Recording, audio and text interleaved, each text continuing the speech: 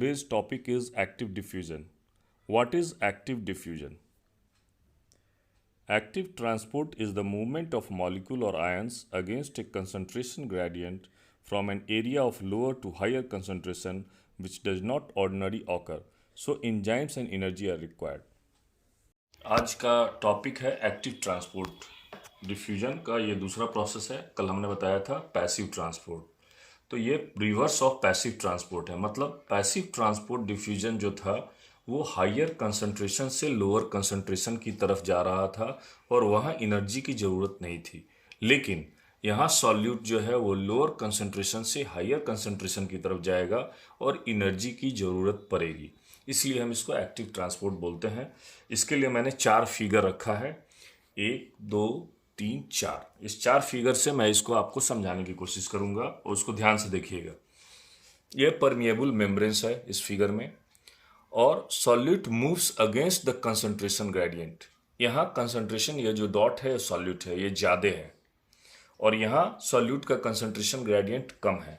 उसके बावजूद भी सॉल्यूट जो है लो कंसंट्रेशन से हाई कंसंट्रेशन की तरफ जा रहा है, जिसको हम अगेंस्ट द कंसंट्रेशन ग्रेडियंट कहेंगे।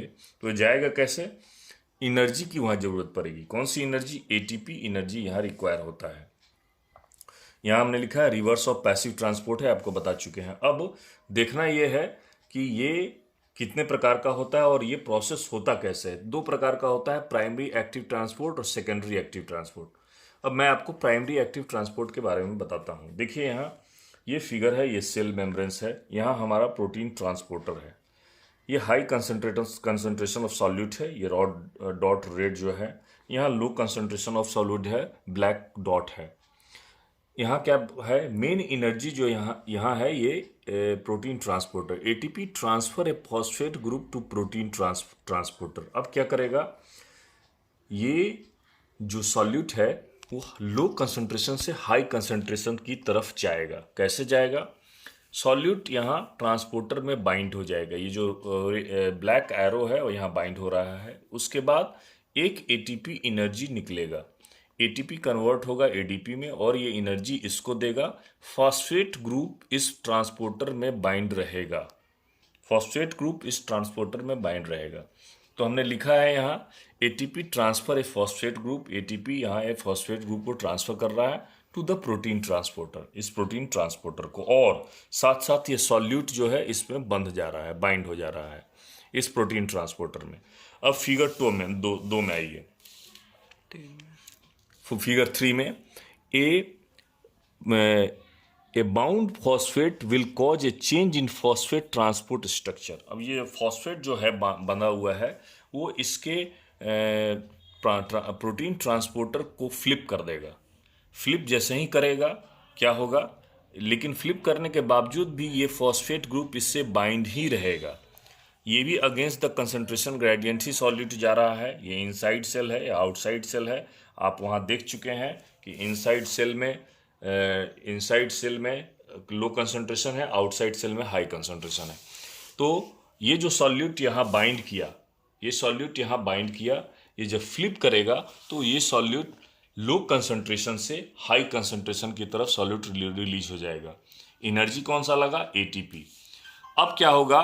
फिर से ये phosphate group, once the phosphate is released the protein transporter return to is original position. जैसे ही फॉस्फेट ग्रुप रिलीज होगा तो उसके लिए ये प्रोटीन ट्रांसपोर्टर फिर वापस चला आएगा तो हमारा ये फॉस्फेट ग्रुप रिलीज हो जाएगा, और रिलीज हो जाएगा फिर ये एडीपी से मिलेगा और एटीपी बनाएगा, और फिर वही एटीपी उस एनर्जी में इस्तेमाल होगा और ये प्रोसेस कंटिन्यू होता जाएगा। तो ये हमारा प्राइमरी एक्टिव ट्रांसपोर्ट है। Primary active transport against the concentration gradient है, एनर्जी इज रिक्वायर्ड, एटीपी है, और दिस इज द प्रोसेस। पहले ये प्रोटीन ट्रांसपोर्टर इस पोजीशन में है, फिर फ्लिप हुआ यहाँ और फिर वापस अपने पोजीशन पे चला आया। तो ये टोटल प्रोसेस है प्राइमरी एक्टिव ट्रांसपोर्ट का। अब हम सेकेंडरी एक्टिव ट्रांसपोर्ट के बारे में आपको बता रहे हैं। अब सेकेंडरी एक्टिव ट्रांसपोर्ट को समझने के लिए हमको इस फिगर पर थोड़ा गौर से ध्यान देना होगा। क्या? ये एक सेल है, सेमी परमेबल मेम्ब्रेन सेल है, और ये रेड सॉल्यूट है outside the cell, black solute है इनसाइड द सेल।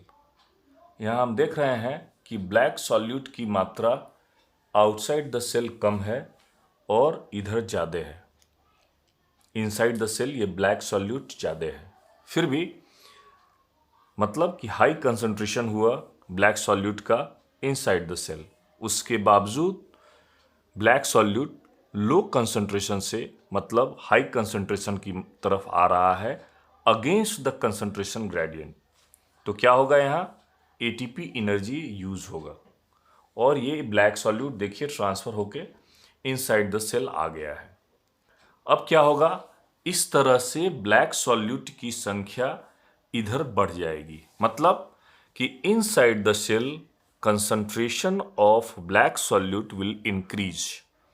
और जब इंक्रीज होगा कंसंट्रेशन ब्लैक सॉल्यूट का, तो यहाँ एक दूसरा प्रोटीन ट्रांसपोर्टर है, यहाँ से ये ब्लैक सॉल्यूट कंसंट्रेशन ग्रेडियंट इधर इंक्रीज है, मतलब कि हाई कंसंट्रेशन इधर है, लो कंसंट्रेशन ब्लैक का सॉल्यूट का इधर है, तो ये खुद ब खुद यहाँ से इधर जाएगा। तो यहाँ हमने लिखा है secondary does not require ATP molecule again transfer from low concentration to high but driven by another molecule moving down its concentration gradient। ये अपने नॉर्मल कंसंट्रेशन ग्रेडियंट के हिसाब से ब्लैक मॉलिक्यूल हाई कंसंट्रेशन से लो कंसंट्रेशन की तरफ जा रहा है। तो ये जो जा रहा है प्रोटीन ट्रांसपोर्ट के थ्रू, तो इसके से जो एनर्जी निकलेगा, इससे जो ड्रिवन फोर्स होगा, वो क्या करेगा, यहाँ से रेड सॉल्यूट को आउटसाइड से भीतर की तरफ लाएगा। मतलब कि यहाँ high concentration of red solute will be come inside the low concentration of red solute. तो इस तरह का जो ट्रांसपोर्ट है उसको हम सेकेंडरी ट्रांसपोर्ट मैकेनिज्म कहते हैं। वो सेकेंडरी ट्रांसपोर्ट का मैकेनिज्म कहलाएगा। मतलब कि ये रेड सॉल्यूट डायरेक्ट नहीं आएगा, उसके लिए ये ब्लैक सॉल्यूट यहाँ आ रहा है और उससे जो ड्रिवन फोर्स निकल रहा है वो रेड सॉल्यूट को ऊपर से नीचे की तरफ भेज रहा है। इसलिए हम लिखे हैं कि secondary does not require ATP. यहाँ सेकेंडरी यहाँ एटीपी का रिक्वायर हो रहा है, नहीं हो रहा है। Molecule again transfer from low concentration to high concentration, low concentration से हाई कंसंट्रेशन की तरफ आ रहा है और but driven by another molecule moving down its concentration gradients, लेकिन दूसरे मॉलिक्यूल के चलते आ रहा है।